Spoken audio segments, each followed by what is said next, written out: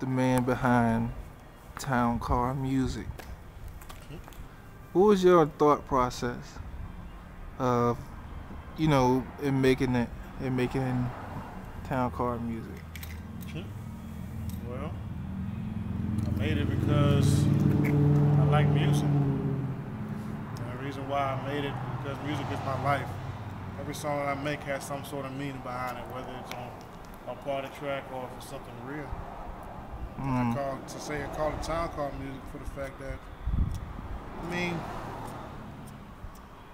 reason why I call it TownCar Music is just I talk about my car all the time, of course, and that's like one of my trademarks in my rap. If I ever talk about a car, it's always the one I'm currently driving, which is a TownCar. So I just named it TownCar Music.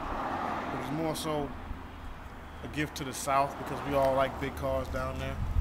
So I just named it the TownCar Music. That's what that. What is your writing process like when you go into making a song? What's the process that you go into from brainstorming to actually getting it down on paper and recording it? A couple of years ago, when I first found my actual style of rapping. I've been rapping for like 12 years, but I probably found myself, as I say, probably about 4 or 5 years ago. And I went in and I used to just write. I'd wake up, be inspiration, and just write. But now I go off of feeling more than anything. So if I hit a track, listen to it, and I feel it, and it comes to me and I write down. Usually the first 2 bars is always the hardest. Once I get the first 2 bars out of the way, I'm usually good past then. But that's usually my process. Hit a beat, feel it, then I write it. Compare yourself to, I would say, national, mainstream artists. Who you think you would most likely relate to? That's a good question. I have a lot of influences, but I don't really sound like nobody to a degree. There's a couple songs I did that sound like somebody. I got a song I did with Ron TV called Little Bit Of, and the dude said I sound like Biggie Smalls on that one. And a couple people, when they heard Rise to the Top, one dude said I sound like Tupac. But, one of my favorite artists is Biggie Smalls. But, if I had to compare myself to a mainstream national artist now, there's not a national mainstream artist I can compare myself to.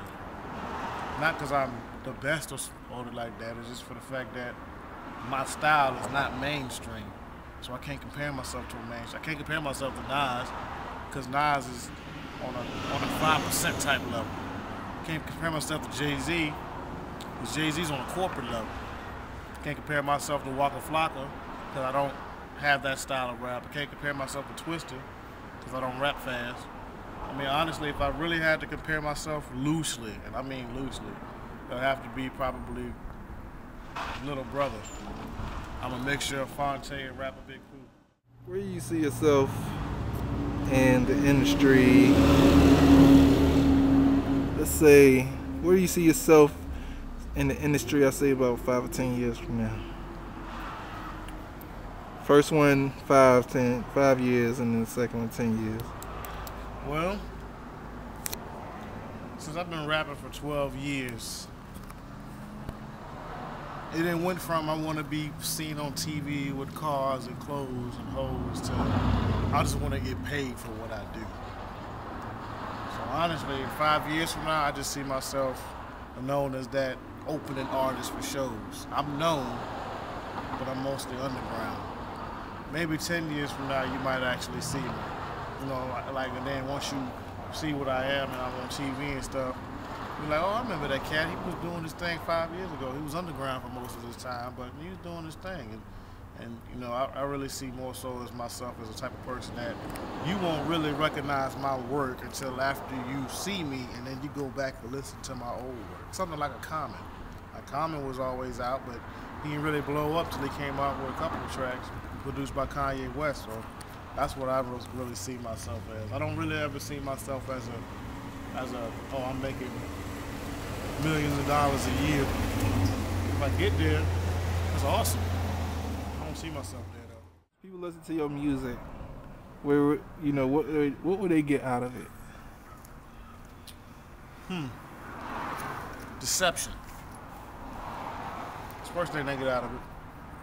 My style of rapping, the way I like to rap, what I started picking up recently actually, I like to try to make hooks and use tracks that attract all types of people.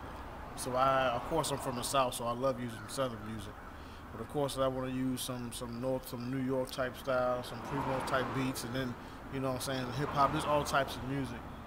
And I always mess them up when they hear the hooks. Try to pull them in with the hooks of the song. So when they hear the hook, they're like, oh, this sounds like something I bump.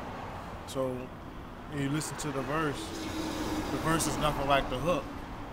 Perfect example, I got a song called Caddy on Them Vogues. It's used off of the Lovin' You No More jank by P. Diddy, Dirty Money. And it's talking about a pimp and his hoe. But when you hear the hook, it's Caddy on them Vogues. Off-white pinstripe, dual pipe, see that caddy on them Vogues. You know, so it's like, it sound like something that, you know, you would hear on a goddamn talk about Crown Vic, talk about caddies. But when you hear me, I'm talking about a pimp and a hoe. So more so, it would be deception, and not everything is what it seems. It doesn't seem like that's what I am. It doesn't seem like that's the type of person I am. So it's deception, really, but a good deception. Got a random question. Writing lyrics, paper or your phone? It all depends on where I'm at. If I'm somewhere where ain't no paper, phone. If I start writing on my phone, I usually finish on my phone. But if I'm at the crib, if I got paper around me, yeah, I go for paper, of course. Paper, I always believe that the paper and the notebook and the pen or the pencil is the original way to write. So I try to stick to that as much as possible. I have a notebook this thick full of just raps that I use. So really I like to use paper, but you know, of course, technology has moved up so much, and I got a note thing in my phone, so yeah, I'll use my phone, but notebook still is always the way to go. You like thick girls or you like skinny girls? I like girls. I like women. I don't like no girl. No matter what size they are. I mean, honestly, because with me growing up, I always had confidence and self-esteem issues, but I always had the great personality. I was the type of person, you know, you ever heard a girl saying, oh, you got such a great personality, but you never go out with that girl that says that? I'm that type of person. I always felt like that. So I used to be able to talk to people on the phone, females on the phone, long before I meet them. I used to meet them off the internet and talk to them on the phone, and they'd be like, oh my God, you're just like the person I want to go out with. Half of these females be big. Not huge, but they be bigger than me. What's the most attractive thing on a woman to you?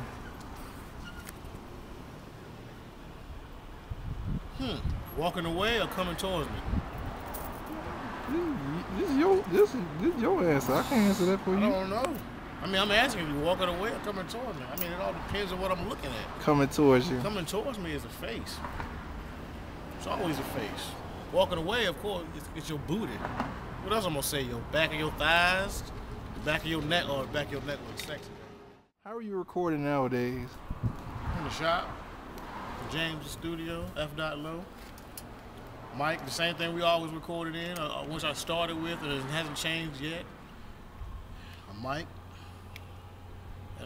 What I said, one mic, closet space, and an old Dell. That's our